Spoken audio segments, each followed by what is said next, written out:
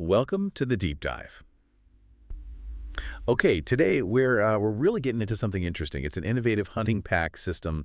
Looks like it's trying to, shake things up a bit in the outdoor gear world. Yeah, it definitely seems that way. And we've got some great stuff to work with here.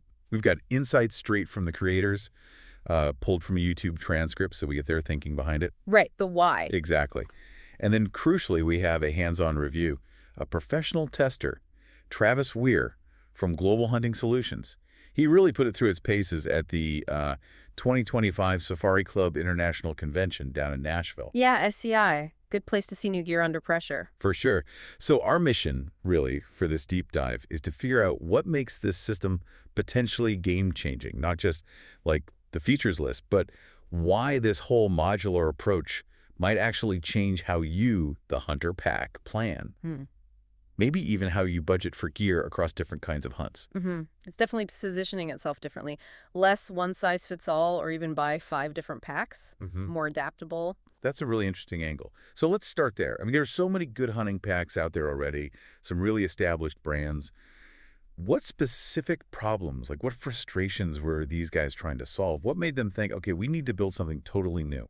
Well, yeah, that's the key question, right? And they really zeroed in on a couple of fundamental issues hunters deal with all the time. First off, they just weren't happy with the standard roll-top dry bags. Okay, the ones you cinch at the top. Exactly. They work, sort of, for water resistance, but finding anything means you're pretty much digging from the top down. Everything comes out. Yeah, it's a pain. in there, middle of the night, looking for one small thing. Right. So their goal was, number one, make something that keeps gear 100% dry, like truly waterproof. But also, and this is crucial, design a pack you can actually access easily, from end to end, without dumping the whole contents on the ground. Okay, that alone sounds like a huge win. Just the efficiency. It is. And the second big thing they tackled was what they called, pretty vividly, being married to a big bag. Ha! I think I know what they mean. Yeah, you need that huge 6,000 cubic inch pack for a week-long backcountry trip. But then once you're actually hunting, stalking, moving through brush, that massive thing is just cumbersome. Totally. You feel like you're wrestling with it all day. Exactly. And the old solution was often, well, you just buy another pack, a smaller day pack, sometimes a whole separate system. Right. More gear, more cost.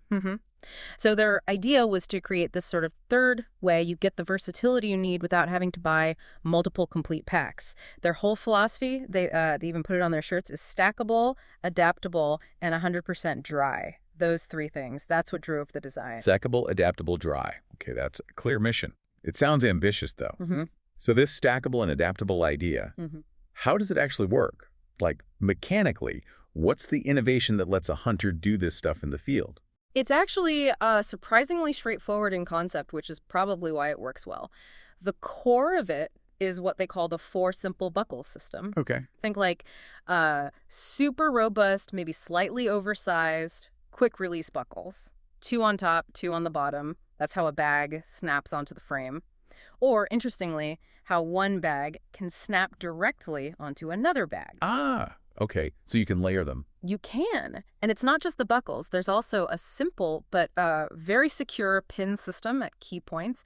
It locks things together solidly. They say you can operate it easily even with gloves on, which is obviously important. Yeah, fumbling with tiny clips when it's cold is the worst. Oh. Okay, so that's how they connect. What about the frame itself? You mentioned avoiding that married to a big bag feeling. A lot of frames can be pretty stiff. Right, and that's another key difference. Their frame is all carbon. Carbon fiber, okay. Yeah, and the big advantage there, unlike, say, a rigid aluminum stay, is that this carbon frame is designed to have some flex. It's meant to move with you, contouring a bit to your back as you twist and climb.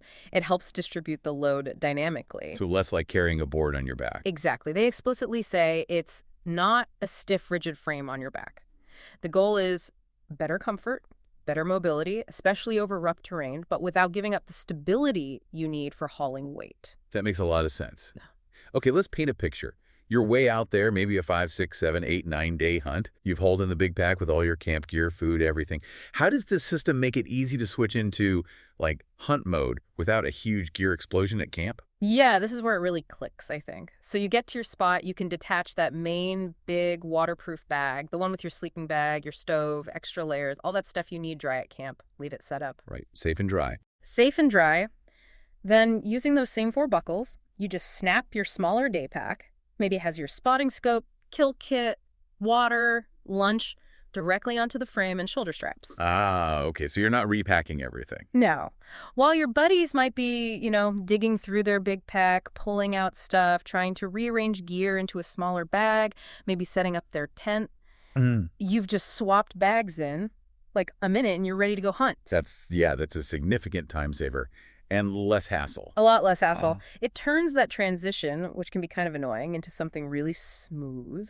And I saw something about an integrated strap for hauling meat. That's obviously a critical part of a hunting pack. How does that work? Yeah, that's built into the bottom of all their bags, this simple load strap. It sounds pretty clever. The idea is you can basically stick the nose of the animal through, lock the antlers in tight, or just secure a hindquarter or whatever you're hauling. It creates a really secure load shelf right against the frame. One of the testers mentioned how stable it was, saying there's no way it moves while you're wobbling around. Keeping that heavy, awkward weight tight and stable is huge for safety and just, making the pack out less miserable. Absolutely. A shifting load is exhausting and dangerous. Okay, so we've got the convenience, the adaptability. There's also got to be an economic angle here, right? If you're buying pieces instead of whole new packs. There definitely is. Think about it. You buy the core system, the frame, the shoulder straps, maybe one bag to start. That initial cost is probably, in the ballpark of what you'd pay for any other single high-end pack. Right, comparable. But then, say next season you want to do more lightweight day hunts, or you need a specific size dry bag for a float trip. Yeah. You don't buy a whole new pack system. You just buy the additional bag you need. They mentioned around $300 for subsequent bags. Okay, that's significantly less than a full new pack. Way less. So over time, as your hunting needs change or expand, you're building out your system piece by piece. It's not just potentially saving money up front, but it avoids accumulating, 3 or 4 different expensive packs in your garage. It's more like investing in a toolkit that grows with you. Yeah, an ecosystem, almost. Yeah. That makes a lot of financial sense for hunters who do different types of trips. Exactly. It's a shift from buying multiple specialized items to investing in one core high-quality chassis and then customizing it. It's a smart approach for serious hunters facing diverse conditions. Okay, so the concept is solid. The mechanics sound clever. But how does it actually feel and perform when you load it up and hit the trail? Let's get into that real-world testing. You mentioned Travis Wier from Global Hunting Solutions at SCI in Nashville. What did he find? What stood out? Travis seemed genuinely impressed, and his feedback really backs up what the designers were aiming for. He specifically called out the ergonomic framing, said it provided a ton of load haul comfort and organization. Comfort under load is key. Huge. And he noted something really important. Even with full loadouts, spotting scope, rifle, all the gear, he said the waist and shoulder straps never budged. That stability is crucial. No one wants straps slipping when they're carrying 80 pounds. Definitely not. What about adjustments? Easy to dial in the fit. Yeah, he said adjustments were easy, even on the move. And he confirmed it offers rock-solid back support and, importantly, customizable torso length. So you can really tailor the fit to your body, which is essential for comfort, especially on multi-day trips with heavy packs. That covers fit and comfort.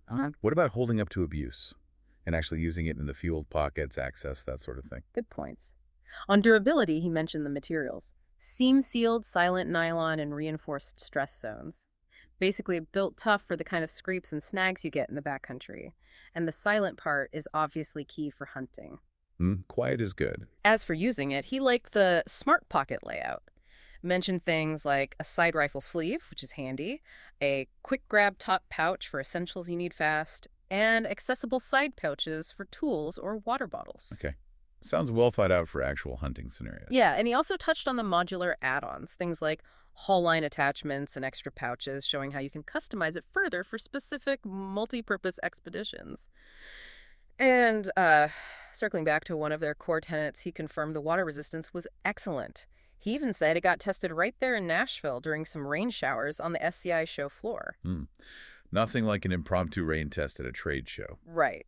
So, yeah, seems like it delivered on that 100% dry promise in a real world, albeit urban, downpour. So, putting it all together, what was Travis Wier's final take? His overall verdict after handling these packs at SCI? He was pretty definitive. His quote was, "It's hands down the most versatile, field-ready hunting pack I've ever carried." And he specifically added, "One effortlessly shifts from day glassing to full-on pack-out." Wow, hands down the most versatile. No, That's strong praise, especially from someone who sees a lot of gear. it really is. It suggests the system successfully delivered on that core promise of adaptability without major compromises. Okay, so wrapping this up, what we're seeing with this Arcayman system is it seems to be a legitimate attempt to solve some long-standing hunter frustrations. Truly waterproof access, genuine adaptability between trip types, and doing it comfortably. Yeah, it's about getting away from those trade-offs. You don't have to choose between a big pack that's overkill for day hunts, or a small pack that can't handle a heavy loadout, or buying multiple expensive systems. It aims to be that single, adaptable core. Sturdy, smart design. It really does seem built for purpose. And it makes you think, doesn't it? It kind of raises this question for you, the listener, to chew on. In a gear world that often pushes specialization, meaning you buy lots of different expensive things, how much value do you put on a truly modular system? One that molds itself to your hunts, your changing needs, season after season, rather than locking you into one specific solution? That's a great question to ponder. It seems like whether you're hunting deep timber, crossing open plains, or climbing steep mountains, the idea here is that this system is built for the work, designed to make the gear side simpler so you can, focus more on the actual hunt.